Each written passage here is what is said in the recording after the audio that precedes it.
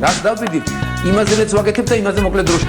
შეიძლება მართლაც ევროპას გავავოცოთ. Поздравляю весь личный состав. კარგი მანევრია ძალიან. დიაპოვნებაში გადაცემდა. სანამ თქვენ ამ ვიდეოს ნახავთ, ვითარება შეიძლება მეტნაკლებად დაალაგდეს.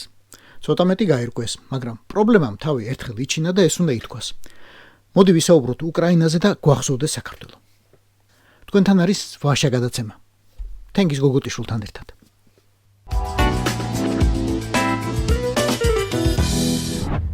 ზელენსკიმ გადააყენა მინისტრთა კაბინეტი. ამ ამბავმა ჩაიარა, მაგრამ როცა ჯერი მიდგა თავდაცვის მინისტრ ფიოდოროვზე, მიხაილ ფიოდოროვზე, სიმშვიდე აფეთქდა უცებ. თავიდანვე ვიტყვი, არ ვიცი შეეშინდა თუ არა ზელენსკის ფიოდოროვის მზარდი რეიტინგისა. არ ვიცი შურს თუ არა მისი პოპულარობისა. ეს ძალიან პიროვნული საკითხებია, მაგრამ აი, რაც ნამდვილად გამოჩნდა. მიხაილ ფიოდოროვს როგორც სრულად ახალი თაობის პოლიტიკოსა და ჩინოვნიკს, ასე მარტივად ვერ დაჩაგრავ, ვერ მოერევი. გამოჩნდა.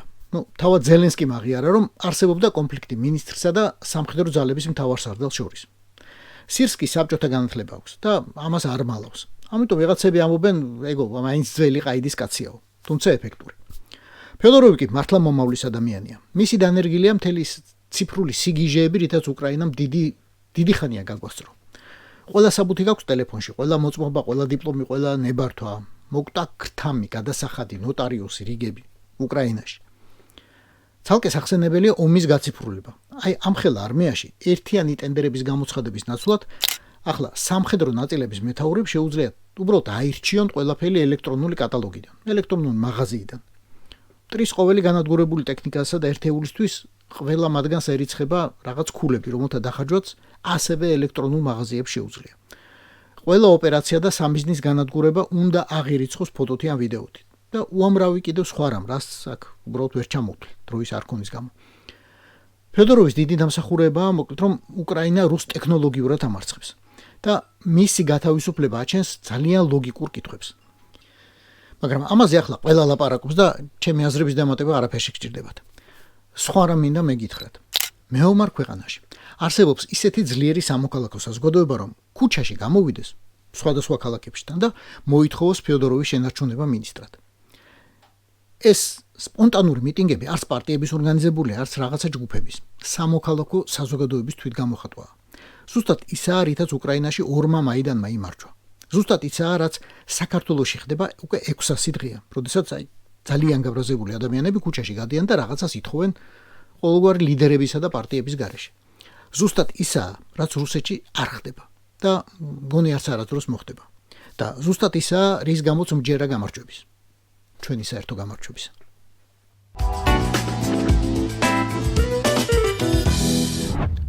უკრაინაში ბევრი რამ ხდება, მაგრამ არც უკრაინის გარშემო ხდება ნაკლები და ყველაფერი შეძლების დაგვარად უნდა აღირიცხოს.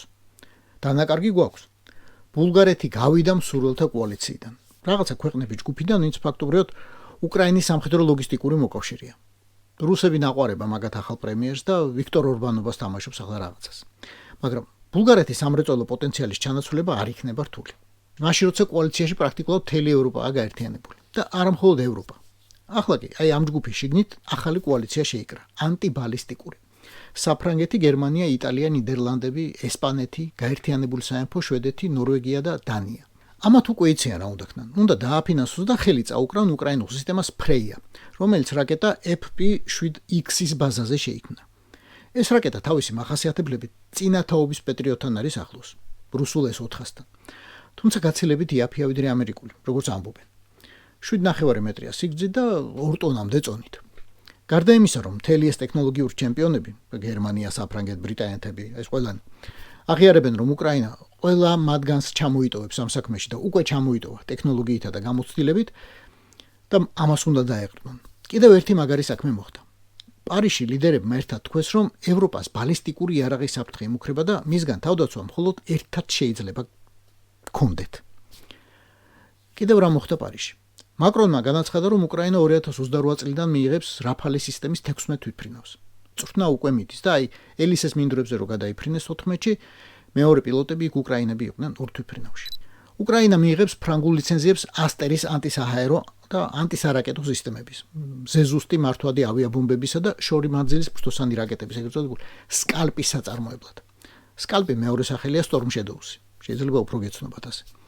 უკრაინა ასევე მიიღებს SAMP-T საჰაერო თავდაცვის სისტემებს. მათ შორის უკანასკნელ მოდიფიკაციებსაც. არ უნდა თუმი. და ზუსტად ამიტომ ემზადებიან ამ ომისთვის. მაგრამ ემზადებიან მშვიდობისთვისაც და აი უკვე ამ შემოდგომაზე ახლა. პოლონეთში გაიმართება პირველი ერთობლივი სწავლება პოლონელი, ბრიტანელი და ფრანგი სამხედროებისთვის.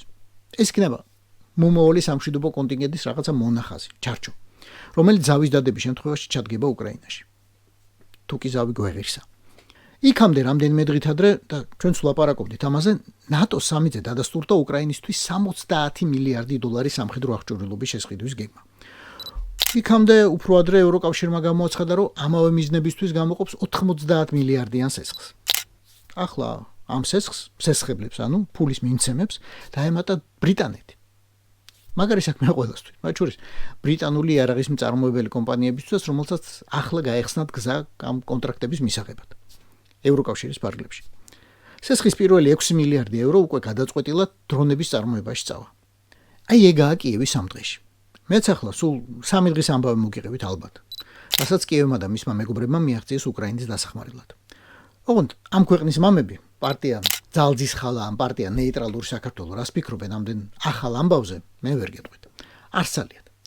ბორია სასამართლოში კითხულობენ სუსში დაწერილ ჩვენებებს, რომ ოპოზიციის ყველა ლიდერი შეყარონ და გამოკეტონ ციხეში.